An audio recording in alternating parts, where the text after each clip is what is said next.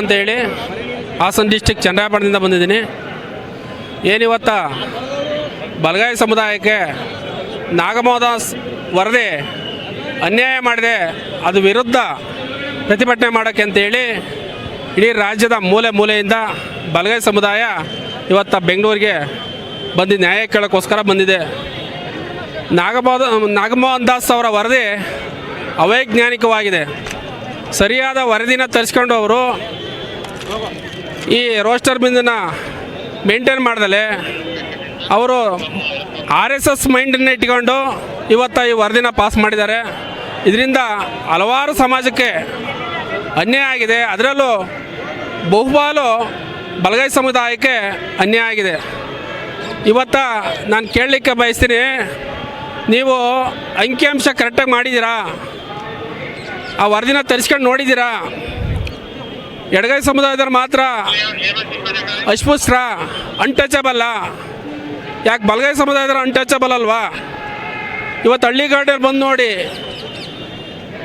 ಏನು ಬಲಗೈ ಸಮುದಾಯ ಇವತ್ತು ಕೂಡ ನಿಮ್ಮಂಗೆ ಎಡಗೈ ಸಮುದಾಯ ಏನಿದೆ ಅದೇ ರೀತಿ ಬಲಗೈ ಸಮುದಾಯನೂ ಅನ್ಟಚಬಲ್ಲೇ, ಮುಟ್ಟಿಸ್ಕೊಳ್ತಿರೋಂಥ ಜನ ಹಲವಾರು ಜನ ಇವತ್ತು ಉದ್ಯೋಗ ಇಲ್ದಲೆ ಡಿಗ್ರಿ ಓದಿರೋರು, ಡಬಲ್ ಡಿಗ್ರಿ ಮಾಡಿರೋರೆಲ್ಲ ಕೂಡ ಇವತ್ತು ಕೂಲಿ ಕೆಲಸ ಮಾಡ್ತಾಯಿದ್ದಾರೆ. ಯಾಕೆ ನಿಮಗೆ ಕಣ್ಣು ಕಾಣ್ತಾ ಇಲ್ವಾ? ಇಲ್ಲಿ ಎಡಗೈ ಸಮುದಾಯದವ್ರು ಮಾತ್ರ ಕಣ್ಣಿಗೆ ಕಾಣ್ತಾ ಇದೆಯಾ? ದಯಮಾಡಿ ನಿಮ್ಮ ಮನಸ್ಥಿತಿ ಬದಲಾಯಿಸ್ಕೊಂಡು ಈ ವರದಿನ ಬದಲು ಮಾಡಿ ಬಲಗೈ ಸಮುದಾಯಕ್ಕೂ ನ್ಯಾಯ ಸಿಗೋ ರೀತಿ ಮಾಡಿದ್ರೆ ಖಂಡಿತ ಅನುಕೂಲ ಆಗುತ್ತೆ. ಇಲ್ಲಾಂದರೆ ಇಡೀ ರಾಜ್ಯಾದ್ಯಂತ ಉಗ್ರವಾದ ಹೋರಾಟ ಮಾಡಬೇಕಾಗುತ್ತೆ ನ್ಯಾಯಕ್ಕೋಸ್ಕರ. ಇಲ್ಲಿ ಯಾರ್ದೋ ಮನಸ್ಥಿತಿ ಇಟ್ಕೊಂಡು ನೀವು RSS ಮನಸ್ಥಿತಿ ಇಟ್ಕೊಂಡು ನೀವು ನಮಗೆ ಅನ್ಯಾಯ ಮಾಡೋಕ್ಕೆ ಹೊರಟೆ ನಿಜವಾಗ್ಲೂ ಅದನ್ನು ಬಲಗೈ ಸಮುದಾಯ ತೀವ್ರವಾಗಿ ಖಂಡಿಸುತ್ತೆ. ಅವ್ರು ಯಾರೋ ಹೇಳ್ತಾರೆ ಭಾಸ್ಕರ್ ಪ್ರಸಾದ್ ಅಂತ ಹೇಳಿ, ನಮಗೆ ಸಂದರ್ಭ ಇವರು ಸರ್ಕಾರದ ಸಚಿವರುಗಳು ಯಾರೋ ಮಾದೇವಪ್ಪ ಅವರು, G ಪರಮೇಶ್ವರ್ ಅವರು ಅನ್ಯಾಯ ಮಾಡ್ತಾಯಿದ್ದಾರೆ ಅಂತೇಳಿ.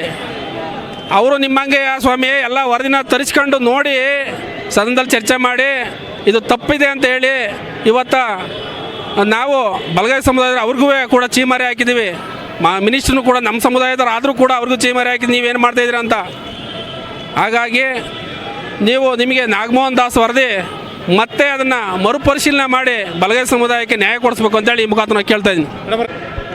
ಸರ್, ಇವತ್ತು ಬೆಂಗಳೂರು ಫ್ರೀಡಮ್ ಪಾರ್ಕಲ್ಲಿ ಬಲಗಾಯಿ ಸಮಾಜದ ದೊಡ್ಡ ಹೋರಾಟ ನಡೀತಿದೆ. ಯಾಕೆಂದರೆ ಒಳ ಮೀಸಲಾತಿ ನಮಗೆ ಏನಿದೆ, ಹಳೆ ಮೀಸಲಾತಿ ನಮಗೆ ಬೇಕು. ಬಟ್ ಇಲ್ಲಿ ರೋಸ್ಟರ್ ಬಿಂದಿದೆಯಲ್ಲ, ಅದು ಸರಿ ಇಲ್ಲ. ಯಾಕೆಂದರೆ ನಾವು ಮೈಸೂರು ಭಾಗದವರು, ನಾನು ಹಾಸನ ಜಿಲ್ಲೆಯವಳು, ಹಾಸನೋಳೆ. ಅಲ್ಲಿ ನಾವು ಬಲಗಾಯಿ ಅಂದರೆ ವಲಯ ಸಮುದಾಯ ಅಂದರೆ ಆದಿ ಕರ್ನಾಟಕ ಅಂತ ಬರುತ್ತೆ. ಅಲ್ಲಿ ಸುಮಾರು ಜನ ಆದಿ ಕರ್ನಾಟಕ ಅಂತ ಬರ್ಸಿದ್ದಾರೆ. ಆದಿ ಕರ್ನಾಟಕ ನಾವು ಮಾದಿಗರು ಅಂತ ನಾವೆಲ್ಲೂ ಹೇಳಿಲ್ಲ. ಆದಿ ಕರ್ನಾಟಕ ಅಂದರೆ ನಮ್ಮ ಮೈಸೂರು ಭಾಗದಲ್ಲಿ ವಲಯ ಅಂತಾನೆ. ನಾಗಮೋಹನ್ ದಾಸ್ ಅವರು ಈ ವಲಯ ಸಮುದಾಯನ ತಗೊಂಡೋಗಿ ಮಾದಿಗರು ಸೇರಿಸಿದ್ದಾರೆ. ಬಟ್ ನಾವೇನು ವಲಯರು ಹೇಳಿದ್ದೀವ? ನಾವು ಮಾದಿಗರು ಅಂತ ಹೇಳಿದ್ದೀವ? ನಾವು ನಮ್ಮ ಸರ್ಟಿಫಿಕೇಟಲ್ಲಿ ಇವಾಗಿರೋದು ಆದಿ ಕರ್ನಾಟಕ ಪರಿಶಿಷ್ಟ ಜಾತಿ ಅಂತ. ನಾವೇನಾರ ಇವ್ರಿಗೆ ಮಾದಿಗ ಸಮುದಾಯ ನಾವು ಅಂತ ಹೇಳಿದ್ರೆ ಇವ್ರು ಸೇರಿಸ್ಬೋದಾಗಿತ್ತು. ಬಟ್ ನಾವು ಹೇಳಿಲ್ಲ. ಇವ್ರು ಹೆಂಗೆ ನಮ್ಮನ್ನು ಮಾದಿಗರಂತ ನಮ್ಮನ್ನು ಆದಿ ಕರ್ನಾಟಕದವರೆಲ್ಲರೂ ತಗೊಂಡೋಗಿ ಸೇರಿಸಿದ್ದಾರೆ. ಇನ್ನು ಮಂಗಳೂರೆಲ್ಲ ಮೊಗೇರ್ ಅಂದರೆ ಬಲಗಾಯಿ ಸಮುದಾಯಕ್ಕೆ ಬರ್ತಾರೆ, ಅವ್ರನ್ನ ತಗೊಂಡೋಗಿ ಇದು ಮಾದಿಗ ಸಮುದಾಯಕ್ಕೆ ಸೇರಿಸಿದ್ದಾರೆ.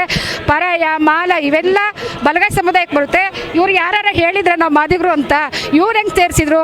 ಇವರು ನ್ಯಾಯಮೂರ್ತಿ ಅಲ್ಲ, ಅಜ್ಞಾನ ಮೂರ್ತಿ ನಾಗಮೋಹನ್ ದಾಸ್ ಅವರು. ಇವತ್ತು ಏನಾಗಿದೆಯಪ್ಪ ಅಂದರೆ ಮಾದಿಗ ಸಮುದಾಯ ಮತ್ತು ವಲಯ ಸಮುದಾಯ ಅಣ್ಣ ತಮ್ಮರಿಂದ ಇದ್ದು ಅವ್ರಿಗೇನಾರ ಪ್ರಾಬ್ಲಮ್ ಆದರೆ ನಾವು ನಿಂತ್ಕೊಂಡು ಹೋರಾಟ ಮಾಡ್ತಿದ್ರು, ನಮಗೇನಾರ ಪ್ರಾಬ್ಲಮ್ ಆದರೆ ಅವರು ಹೋರಾಟ ಮಾಡ್ತಿದ್ರು. ಬಟ್ ಇವತ್ತು ನಾಗಮೋಹನ್ ದಾಸ್ ವರದಿ ಏನಿದೆ ಅಂದರೆ ಇವರು ಬೇಕು ಅಂತಲೇ ಮಾಡಿದ್ದಾರೆ.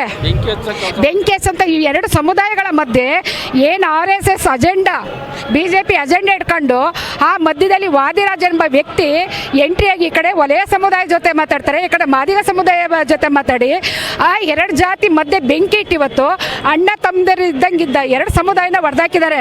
ಇವತ್ತು ಇದಕ್ಕೆಲ್ಲ ಕಾರಣ ನಾಗಮೋಹನ್ ದಾಸ್ ಅವರೇ. ಇವತ್ತು ನಾವು ಸರ್ಕಾರಕ್ಕೆ ಮುಖ್ಯಮಂತ್ರಿ ಆಗಬೇಕು ಸಿದ್ದರಾಮಯ್ಯ ಅಂದರೆ ಇಡೀ ದಲಿತ ಸಮುದಾಯದಲ್ಲ, ಬಲಗಾಯಿ ಸಮುದಾಯ 99% ಅವ್ರಿಗೆ ಓಟ್ ಹಾಕಿದ್ದೀವಿ. ಇನ್ನು 1% BSP BJP JDSಗೆ ಹಾಕಿದ್ದೀವಿ.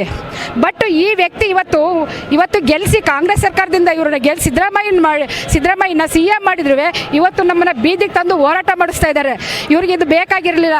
ಇವತ್ತು ನಾವು ಕೇಳ್ಕೊಳ್ಳೋದಪ್ಪ ಏನಂತ ಅಂದರೆ, ನಮ್ಮ ಸಮುದಾಯಕ್ಕೆ ಅನ್ಯಾಯ ಆಗಿದೆ, ಈ ರೋಸ್ಟರ್ ಬಿಂದನ್ನ ಸರಿಪಡಿಸ್ಬೇಕು, ನಮಗೆ ಹಳೆ ಮೀಸಲಾತಿ ಜಾರಿ ಆಗಬೇಕು. ಇವರೇನಾರ 27ಕ್ಕೆ 28ಗೆ ಏನಾರ ಇವರು ರೋಸ್ಟರ್ ಬಿಂದು ಒಳ ಮೀಸಲಾತಿ ಜಾರಿ ಮಾಡಿದರೆ ಇದು ದೊಡ್ಡ ಮಟ್ಟದಲ್ಲಿ ಹೋರಾಟ ಆಗುತ್ತೆ. ದಯಮಾಡಿ ಇದನ್ನು ನಿಲ್ಲಿಸಿ. ರಾಜ್ಯದಿಂದ ಹೋರಾಟ ಆಗುತ್ತೆ. ದಯಮಾಡಿ ಸಿದ್ದರಾಮಯ್ಯರು ಅದನ್ನು ನಿಲ್ಲಿಸಿ ಹಳೆ ಮೀಸಲಾತಿ ಏನಿದೆ ನಮಗೆ ಅದು ಕೊಡಬೇಕು. ಇಲ್ಲಾಂದರೆ ನಾವು ದೊಡ್ಡ ಮಟ್ಟದಲ್ಲಿ ಇನ್ನೂ ಎಲ್ಲ ರಾಜ್ಯಾದ್ಯಂತ ದೊಡ್ಡ ತೀವ್ರಗತಿಯಲ್ಲಿ ಹೋರಾಟ ಮಾಡ್ತೀವಿ. ಜೈ ಭೀಮ್. ಇವತ್ತು ಒಳ ಮೀಸಲಾತಿ ಬಗ್ಗೆ ಜಸ್ಟಿಸ್ ನಾಗಮೋಹನ್ ದಾಸ್ ಅವರು ಏನು ವರದಿ ಕೊಟ್ಟಿದ್ದಾರೋ ಅದನ್ನು ಬಲಗೈ ಸಮುದಾಯದ ಕರ್ನಾಟಕ ರಾಜ್ಯದ ಲಕ್ಷಾಂತರ ಜನ ಇವತ್ತು ಈ ಬೆಳವಣಿಗೆ ಮುಖೇನ ಇವತ್ತು ಅದಕ್ಕೆ ತಿರಸ್ಕಾರವನ್ನು ಮಾಡಿದ್ದಾರೆ. ನಾಗಮೋಹನ್ ದಾಸ್ ಅವರು ಒಬ್ಬರು ಜಸ್ಟಿಸ್ ಆಗಿದ್ದಂಥವ್ರು ವಿವೇಕ ಇರಬೇಕಾಗಿತ್ತೇನೋ ಅಂತ ನಾನು ಅಂದ್ಕೊಂಡಿದ್ದೀನಿ. ಕಾರಣ ಏನು ಅಂತ ಹೇಳಿದ್ರೆ, ಒಂದು ಸಮುದಾಯವನ್ನು ಇದು ಅವರು ಅಣ್ಣ ತಮ್ಮಂದಿರ ಸಮುದಾಯ, ಅವರು ಕುಲವಾಡಿಕೆ ಮಾಡಿದ್ದಾರೆ ಮೇಲ್ಜಾತಿಯರ ಮನೆಯಲ್ಲಿ. ಅವರು ದನ ಓದ್ತಾರೆ, ನಾವು ದನ ಓದ್ತಿದ್ದೀವಿ, ನಾವು ತಮಟೆ ಬಡ್ದಿದ್ದೀವಿ ಮದುವೆಗಳಿಗೆ. ಆಮೇಲೆ ಗುಲಾಮ್ಗಿರಿ ಕೆಲಸನ ಮೇಲ್ವರ್ಗದವ್ರಿಗೆ ಅವರು ಮಾಡಿ ನಾವು ಮಾಡಿದ್ದೀವಿ.